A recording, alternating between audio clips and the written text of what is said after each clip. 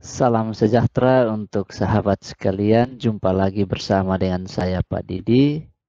Pada kesempatan kali ini kita akan belajar tentang peluang, khususnya materi tentang percobaan, ruang sampel, dan kejadian.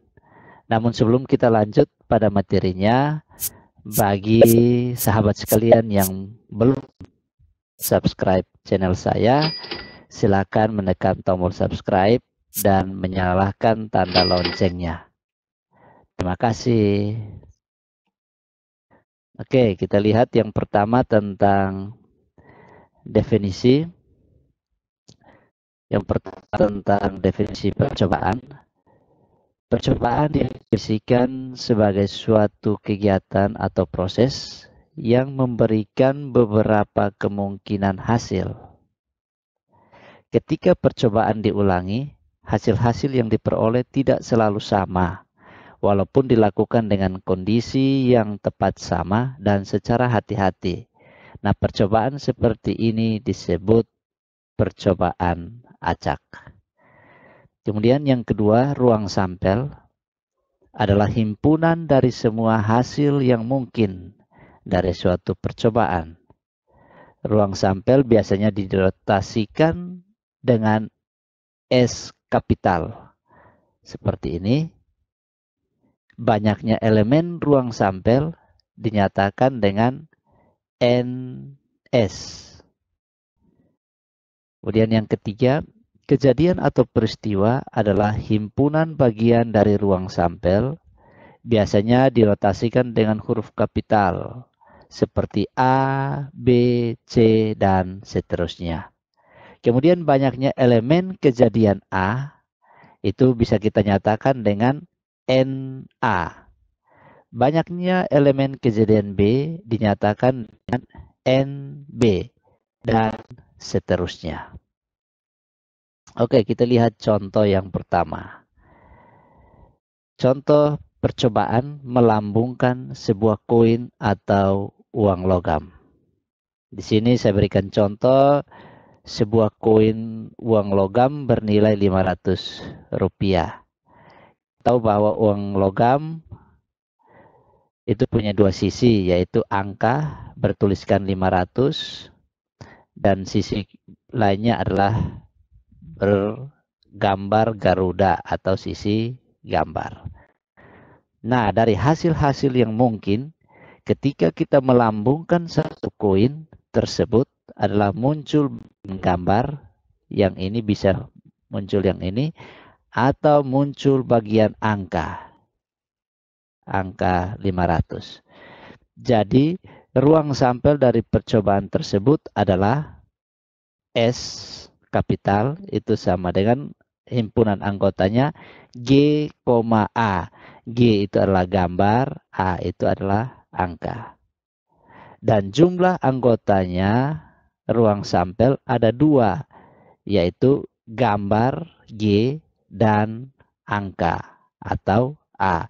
Ditulis banyaknya anggota ruang sampel itu adalah NS. Itu sama dengan 2. Diperoleh dari banyaknya anggota ruang sampel itu ada gambar dan angka.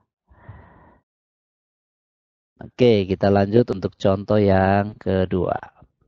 Dari percobaan melambungkan sebuah dadu. Tentukan ruang sampel percobaan tersebut. B. Kejadian A, yaitu munculnya sisi dadu bermata ganjil. C. Kejadian B, yaitu munculnya sisi dadu yang habis dibagi 3.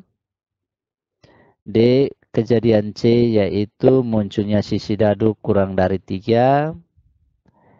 E. Kejadian D, yaitu munculnya sisi dadu bilangan prima. Oke, kita jawab. Ini contoh daripada sebuah dadu yang punya 6 sisi. Ini sisi pertama, sisi kedua bagian bawah, sisi ketiga bagian samping kiri sini. Ini sisi keempat, sisi kelima, dan sisi keenam bagian belakang sini. Untuk A, Hasil-hasil yang mungkin dari percobaan melambungkan sebuah dadu adalah munculnya sisi dadu dengan mata dadu satu, yang ini 1, 2, 3, 4, 5, dan 6.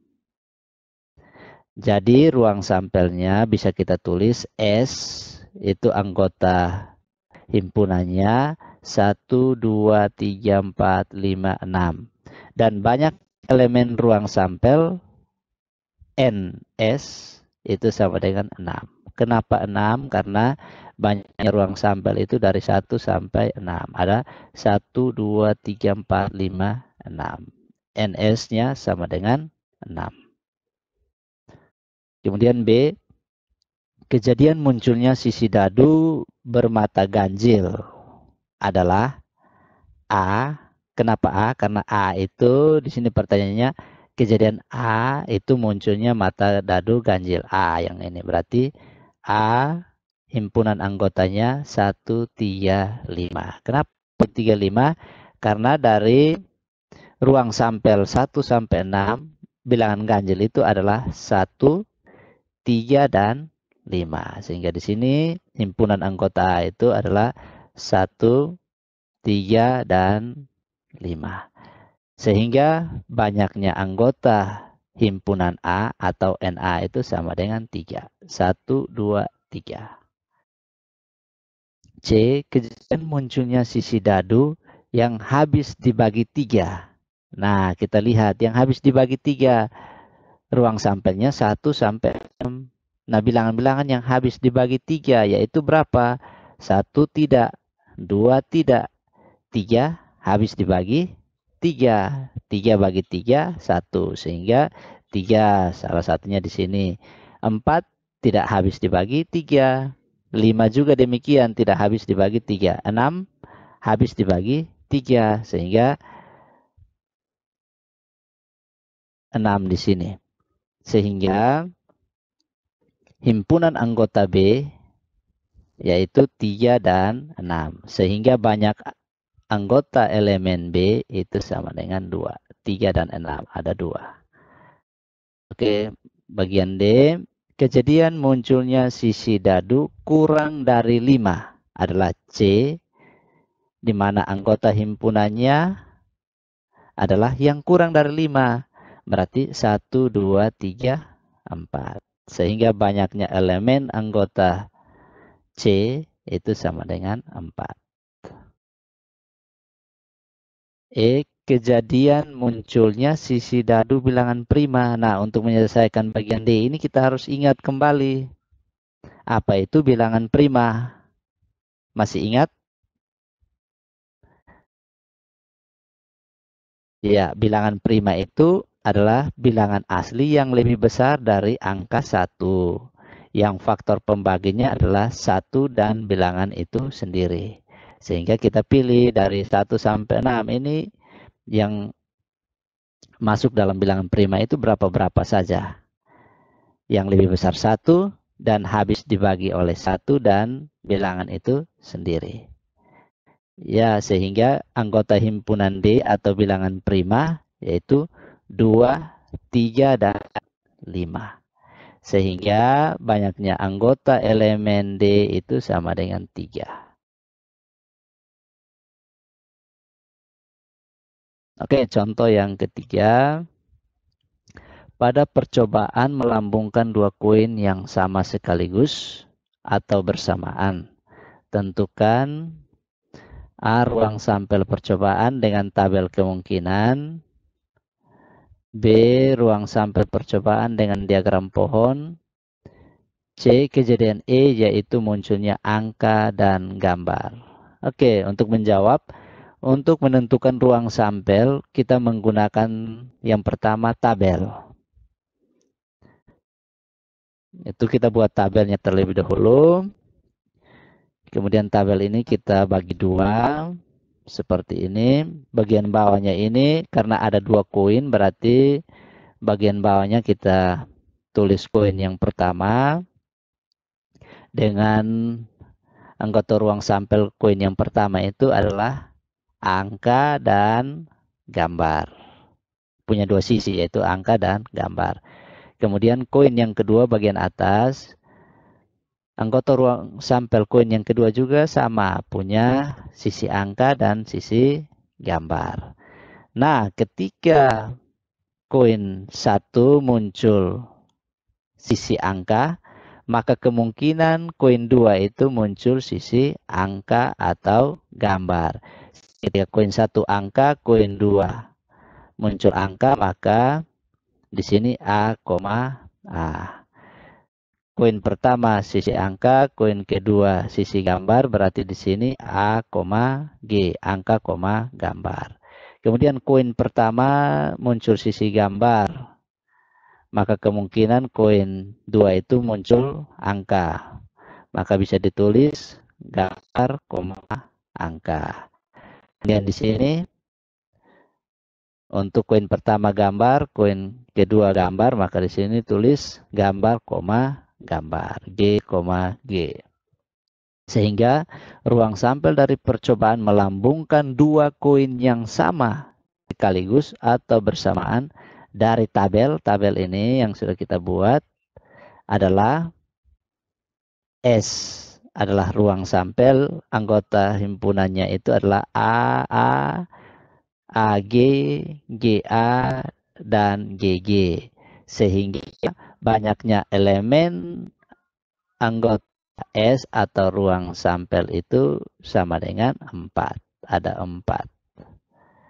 Ya, bagaimana untuk kita menentukan ruang sampel dengan cara menggunakan diagram pohon. Koin pertama, ruang sampelnya ada 2, angka, gambar. Kemudian koin yang kedua, ketika koin pertama muncul sisi angka, maka kemungkinan koin kedua itu muncul angka atau gambar. Sehingga hasilnya, kalau koin pertama angka, maka hasilnya angka. Angka gambar berarti hasilnya angka gambar. Ya. Kemudian bagaimana kalau koin pertamanya sisi gambar? Maka gambar angka hasilnya ya, gambar angka.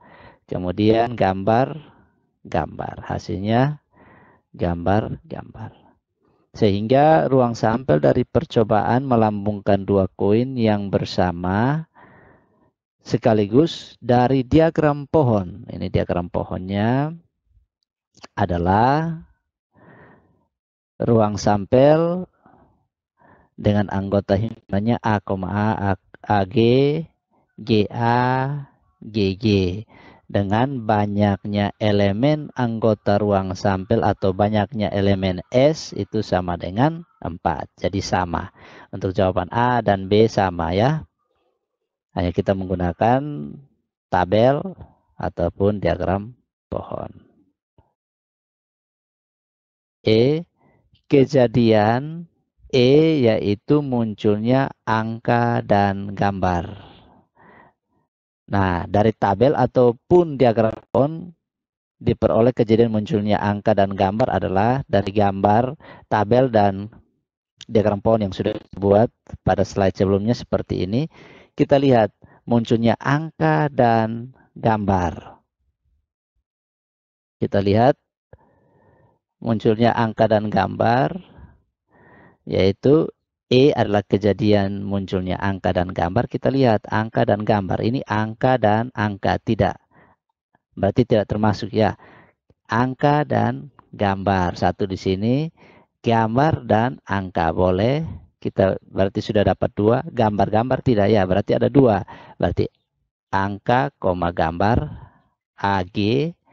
Kemudian gambar angka. Gambar angka di sini ya. Maka banyaknya elemen anggota itu sama dengan 2. Itu untuk tabel. Kalau untuk diagram pohon juga demikian. Angka, gambar di sini.